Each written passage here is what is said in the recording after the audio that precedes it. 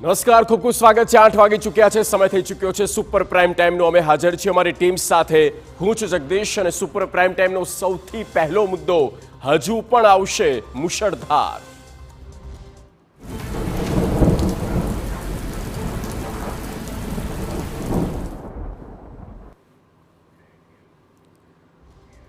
તો ફરી આવશે ધોધમાર વરસાદ। જી હા, ગુજરાતમાં ફરીથી મેઘરાજા પોતાની આળસ મરડતા હોય અને તેમ ધીરે ધીરે વરસાદી તીવ્રતા પણ વધી રહી છે।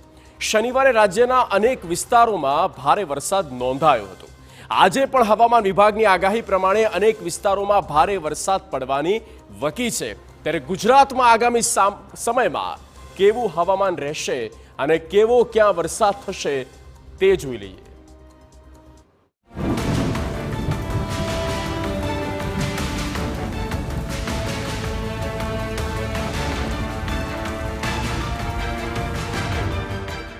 જોરદાર વરસાદ માટે રહેજો તૈયાર।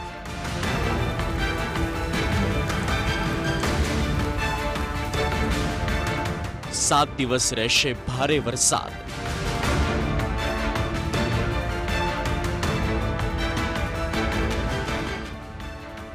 તમામ જિલ્લામાં છે વરસાદની આગાહી।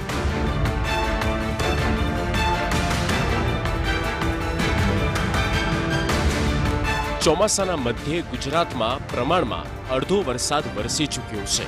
એકંદરે ગુજરાતમાં વરસાદે વિરામ ચોક્કસ લીધો છે, પણ બનાસકાંઠા સહિત અનેક જગ્યા પર ભારે વરસાદ થઈ રહ્યો છે। ત્યારે હવામાન વિભાગે જે આગાહી કરી છે તે મુજબ આવનારા સમયમાં ભારે વરસાદની પૂરી શક્યતા છે।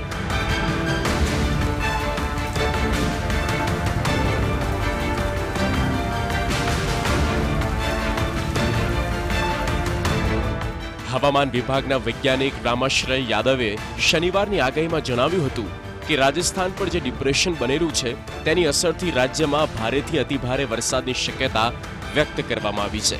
આ સાથે અમદાવાદ તથા ગાંધીનગરમાં પણ હળવો વરસાદી માહોલ અને થંડરસ્ટોર્મ એક્ટિવિટી રહેવાની આગાહી છે।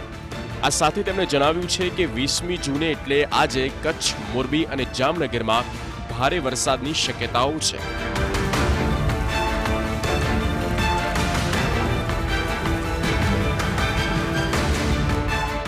હવામાન વિભાગની આગાહી પ્રમાણે 21 થી 25 જુલાઈ દરમિયાન ગુજરાતના તમામ જિલ્લાઓનો સમાવેશ થાય છે, જેમાં સામાન્યથી હળવા વરસાદની સંભાવનાઓ છે। આ સાથે થંડરસ્ટોર્મ એક્ટિવિટીની ચેતવણી પણ આપવામાં આવી છે।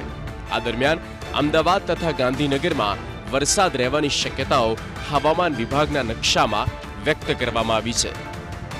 ડિપ્રેશન ઉત્તર પૂર્વ રાજસ્થાનથી ઉત્તર પશ્ચિમ તરફ રહેલું છે।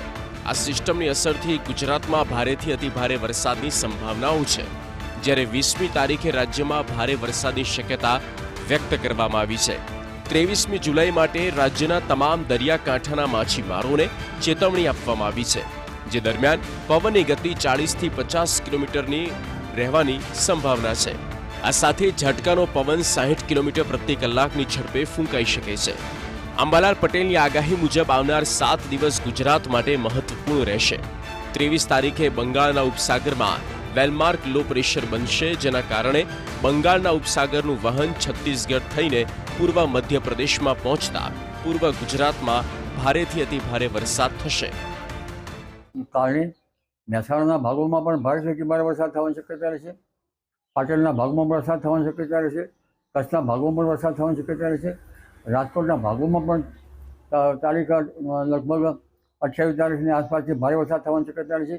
જોકે સિસ્ટમની અસર તો 26મી જુલાઈથી થઈ જવાની શક્યતા રહે છે, અને તે પહેલાં પૂર્વે હવામાનમાં પડતો તો લગભગ દક્ષિણ ગુજરાતના ભાગો એટલે પશ્ચિમ ઘાટ જે છે મુંબઈથી પશ્ચિમ ઘાટના વિસ્તારોમાં છેક નવસારીથી લઈને દક્ષિણ ગુજરાત અને દક્ષિણ સૌરાષ્ટ્રના ભાગમાં તો 22મી જુલાઈ આસપાસથી હવામાનમાં પડતો આવી જવાની શક્યતા રહેશે। તો સિસ્ટમ સક્રિય થતા આવનાર 7 દિવસ ગુજરાતને મેઘરાજા ગમરોળશે। અંબાલાલની આગાહી મુજબ કેટલાક વિસ્તારોમાં જોરદાર વરસાદ વરસી શકે છે, કેટલાક ભાગોમાં 4 ઇંચથી વધુ વરસાદ પડી શકે છે। જુલાઈ માસનો કુલ વરસાદ લગભગ ઉત્તર ગુજરાતના ઘણા ભાગોમાં 10 ઇંચ કે તેથી વધારે થવાની શક્યતા રહે છે। મહેસાણાના ભાગો, ત્યારબાદ બનાસકાંઠાના ભાગો, સાબરકાંઠાના ભાગો, પંચમહાલના ભાગો, પૂર્વીય જે ગુજરાતના ભાગો, મધ્યપ્રદેશના એડજોઇન્ટ ભાગો અને દક્ષિણ ગુજરાતના ભાગો, દક્ષિણ સૌરાષ્ટ્રના ભાગો, સૌરાષ્ટ્રના અન્ય ભાગો, જામનગરના ભાગોમાં પણ વધુ વરસાદ થવાની શક્યતા રહે છે. તો મહિનાના અંત સુધીમાં સૌરાષ્ટ્ર અને મધ્ય ગુજરાતમાં સારો વરસાદ થઈ શકે. જામનગરમાં વધુ વરસાદ થવાનું અનુમાન છે.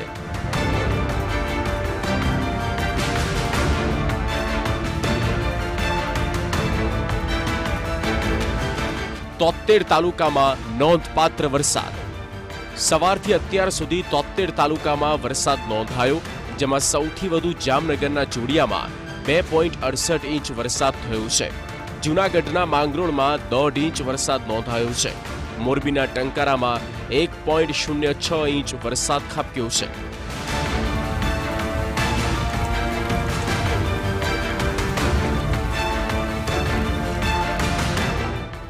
ગુજરાતમાં અત્યાર સુધી સિઝનનો 51.16% વરસાદ પડી ચૂક્યો છે. આ વખતે કચ્છ માથે મેઘ મહેર થઈ છે, જ્યાં કચ્છમાં સૌથી વધુ 26 ડેમ સંપૂર્ણ ભરાઈ ચૂક્યા છે. વરસાદની પેટર્ન ચોક્કસ બદલાઈ છે.